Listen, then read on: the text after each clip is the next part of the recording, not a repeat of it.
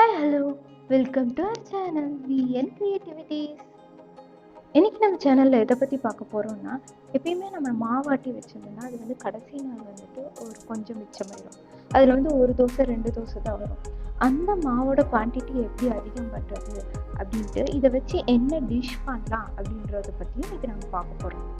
அதுக்கு முன்னாடி இப்போ தான் நீங்கள் நம்ம சேனலில் ஃபஸ்ட் டைம் பார்க்குறீங்கன்னா மறக்காமல் சப்ஸ்கிரைப் பண்ணிடுங்க. கூடவே அந்த பெல் ஐக்கானையும் கிளிக் பண்ணிடுங்க. அப்போ தான் நான் போடுற வீடியோஸோட நோட்டிஃபிகேஷன் உங்களுக்கு வரும். இதுக்கு ஃபஸ்ட்டு கொஞ்சம் ரவை எடுத்து அதை தண்ணியில் நல்லா ஊற வச்சுருங்க. அதுக்கப்புறம் ஒரு பேன் எடுத்து அதில் கொஞ்சமாக எண்ணெய் சேர்த்துருங்க.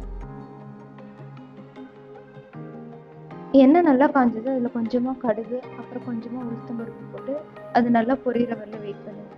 அதுக்கப்புறமா நான் இங்கே வந்து ஒரு 2 வெங்காயத்தை வந்து க்யூபாக நறுக்கி வச்சுருக்கேன். அது இதோட சேர்த்து நல்லா வதக்கிடலாம்.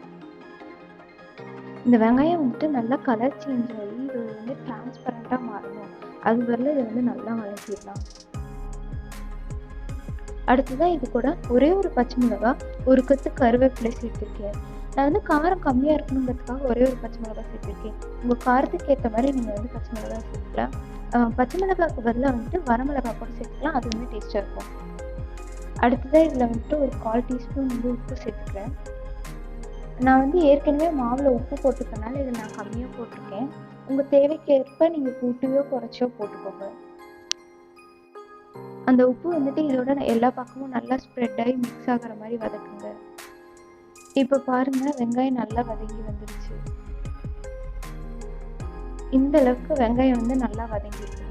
அடுத்ததான் நம்மக்கிட்ட இருக்க மாவு எடுத்துக்கலாம். இந்த மாவில் ஒரு 2 தோசை தான் வரும்னு நான் நினைக்கிறேன். இது கூட நம்ம ஊற வச்ச ரவையை தண்ணியை வடிச்சிட்டு வெறும் ரவையை மட்டும் அதில் சேர்த்துடலாம். இப்போ அதை நல்லா மிக்ஸ் பண்ணி விடுங்க. ரவை எங்கேயுமே கட்டியே இருக்கக்கூடாது. மாவில் அதை நல்லா மிக்ஸ் ஆகிற அளவுக்கு நல்லா கலக்கி விடுங்க.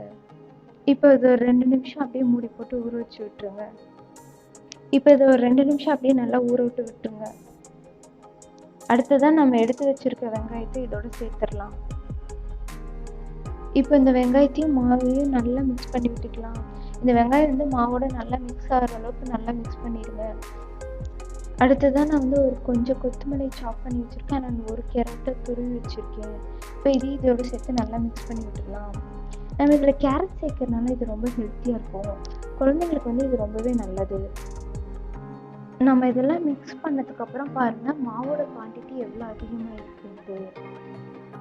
இப்போ இதில் ஒரு பணியாரக்கல் எடுத்துகிட்டு அதில் தேவையான அளவுக்கு எண்ணெய் ஊற்றிடுங்க. எல்லா குழிகள்லேயும் எண்ணெய் ஊற்றினதுக்கப்புறமா நம்ம எடுத்து வச்சுருக்க மாவை இதில் கொஞ்சம் கொஞ்சமாக சேர்த்துடலாம். யூஸ்வலாக வந்துட்டு மாவு நல்லா புளிச்சிருந்தாலே பணியாரம் வந்து சூப்பராக வரும். இப்போ நம்ம வந்து ரவை வேறு ஆட் பண்ணியிருக்கோம். ஸோ வந்துட்டு அது நல்லா மொறுன்னு சூப்பராக வரும்.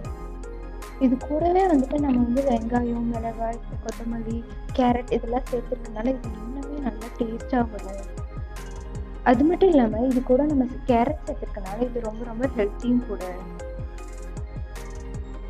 பணியாரம் ஒரு சைட் வெந்ததுக்கப்புறம் இன்னொரு சைட் திருப்பி விட்டுருங்க. இது பாருங்கள் எவ்வளோ நல்லா கிறிஸ்பியாக இருக்குன்ட்டு. இது பார்க்கவே தெரியுது நல்லா மொறுன்னு இருக்குன்ட்டு. நம்ம வந்து இதில் வந்து ரவை ஆட் பண்ணியிருக்கனால இது நல்லா மொறுன்னு வந்திருக்கு. ரவை ஆட் பண்ணுறது வந்து குவான்டிட்டிக்காக மட்டும் இல்லை, இது வந்து நல்லா மொறுன்னு வர்றதுக்காகவும் தான் நான் வந்து இதில் ரவை ஆட் பண்ணியிருக்கேன். இப்போ பணியாரம் 2 பக்கமும் வந்து சூப்பராக வந்துருச்சு. அவ்வளோதாங்க, நம்ம பணியாரம் ரெடி ஆயிடுச்சு. நம்மக்கிட்ட ஃபஸ்ட்டு 2 தோசை ஒரு அளவுக்கு தான் மாவு இருக்குது. இப்போ நான் இந்த மாவில் வந்துட்டு 3 அடைசல் இந்த கல்லில் வந்து பணியாரம் எடுத்துருக்கேன். மார்னிங் பிரேக்ஃபாஸ்ட்டுக்கு டக்குன்னு செய்யறதுக்கு இந்த டிஷ் வந்து நான் சூப்பரான டிஷ்ஷுன்னு சொல்வேன். இதுக்கு சைட் டிஷ்ஷே தேவையில்லை, சும்மாவே சாப்பிட்லாம். உங்களுக்கு சைட் டிஷ் வேணும் கண்டிப்பாக அப்படின்னு நீங்கள் நினச்சின்னா தேங்காய் சட்னியோ இல்லை தக்காளி குழம்பு வச்சு சாப்பிட்லாம், சூப்பராக இருக்கும். நீங்களும் இதை ட்ரை பண்ணிவிட்டு எப்படி இருந்ததுன்னு கமெண்ட்டில் சொல்லுங்கள். இந்த வீடியோ உங்களுக்கு பிடிச்சதுன்னா லைக் பண்ணுங்கள், ஷேர் பண்ணுங்கள், கமெண்ட் பண்ணுங்கள் அண்ட் மறக்காமல் சப்ஸ்கிரைப் பண்ணிடுங்க. தேங்க்யூ ஃபார் வாட்சிங்.